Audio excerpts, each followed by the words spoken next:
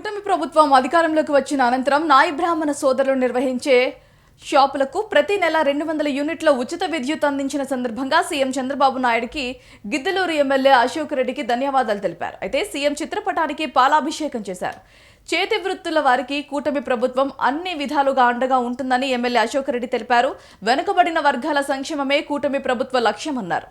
కార్యక్రమాల్లో న్యాయ బ్రాహ్మణ సంఘ నాయకులు తొండమల్ల బ్రహ్మయ్య, నాగరాజు, సింగరయ్య, వెంకటేశ్వర్లు, ప్రసాద్, రామయ్య, రంగస్వామి తదితరులు పాల్గొన్నారు.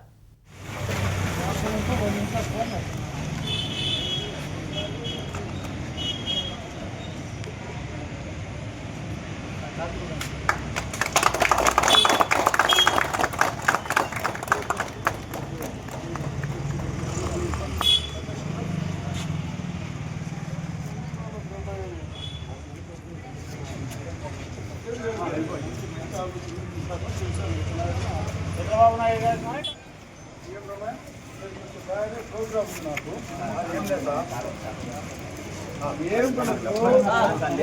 మాట తృప్తి కోసం సన్మానం